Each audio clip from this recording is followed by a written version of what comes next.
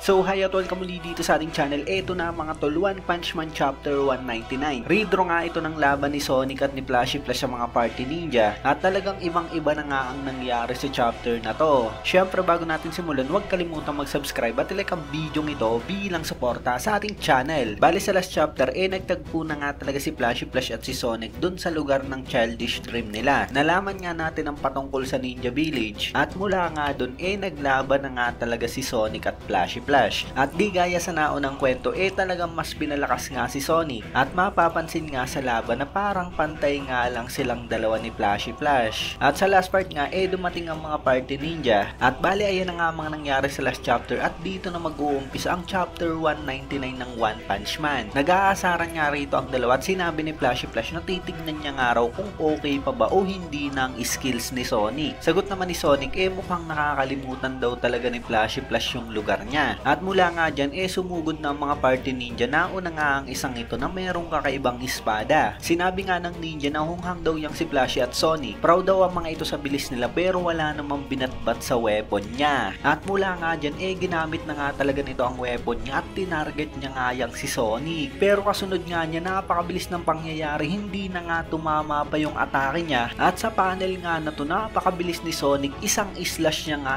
talagang pugot ang ulo ng ninja.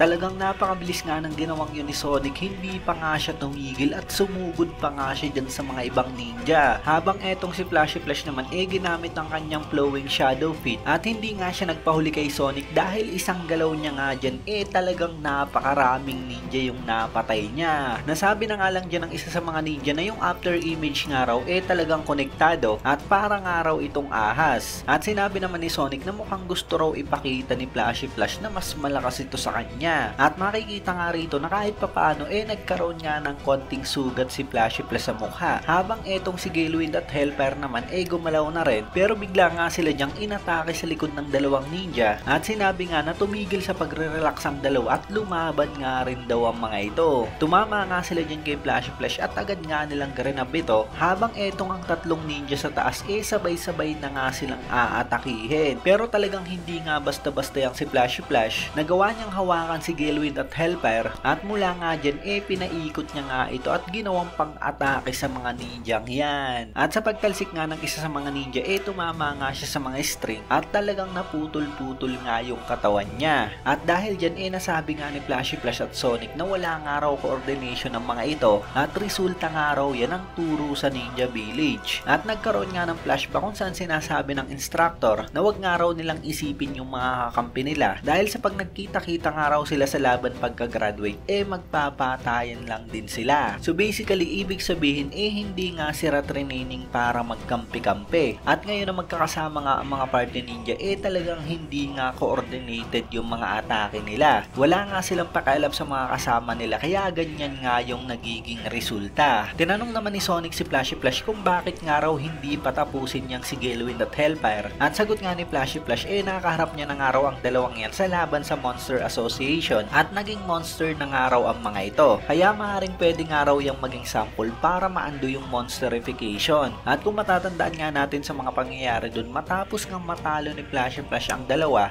parang na-resurrect nga sila dahil kay Phoenix Man. At nakabalik nga sila sa pagiging tao nila at hindi na monster. Kaya ayun, maganda nga nahulihin na nga lang talaga sila ni Flashy Flash para at least magkaroon nga sila ng idea kung paano maiibalik sa normal ang isang naging monster. So ayun, di pa nga tapos ang laban, umatake nga ang napakalaking ninjang ito pero napakabilis nga ng galawan ni Sonic at Flashy at nakailag nga silang dalawa. Umikot nga sila pataas at kasunod nga niya ayan na nga bagang! Sabay nga nilang sinipa pababa ang ninja at talagang dikit nga sa lupa ang mukha nito. At mula nga dyan sumugod na nga ang dalawa sa iba pang mga Party Ninja. Sinabi nga ni Sonic na maunang araw yang si Flashy Flash habang nagbato nga siya dyan ng mga shuriken. At sagot na nga lang dyan ni Flashy wag nga raw sabihin sa kanya kung ano ang gagawin. At kasunod nga niyan talagang parang pinalibutan na nga nila ang mga ninja. Sabay buwelo nga rito ni Flashy Flash sa isang sasakyan at napakabilis niya nga dyang inatake ang mga ninja.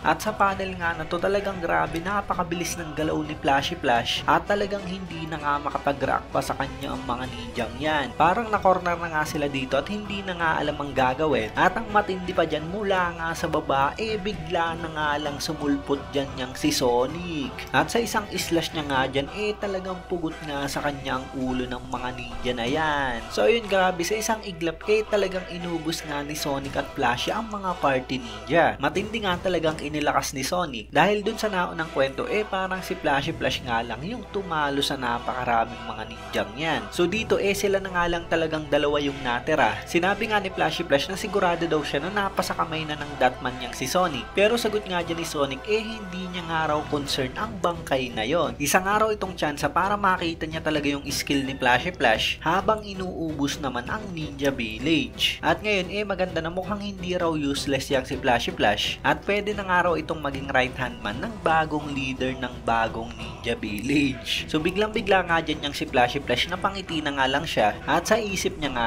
napa-oo na nga lang siya. Pero sabi niya nga dyan kay Sonic, sure ba raw ito na gustong maging leader kahit na nga raw mas mahina ito kumpara sa kanya. Sabi naman ni Sonic dyan, mukhang kailangan niya na nga lang daw patayin niyang si Flashy Flash. So yun, talagang mas gumanda nga ang kwento ng redrang to. Yung una nga talagang parang comedy lang yung nangyayari kay Sonic. Pero ngayon talagang hindi nga siya papahuli kay Flashy Flash. Maganda nga ito dahil sa alam naman natin na magpapakita nga dyan yung si Empty Void. Napakalakas nga ng Pounder na yun, kaya maganda na pinalakas nga rin si Sonic para kahit papaano talagang magawa nga nilang labanan si Empty Void. So ayun, ayan na nga ang kabuuan ng chapter review natin. I-comment nyo na lamang sa baba kung ano bang reaction nyo sa chapter na to. Kaya ayun, syempre maraming salamat sa inyong panunod at mag-iingat kayo palagi. Bagay!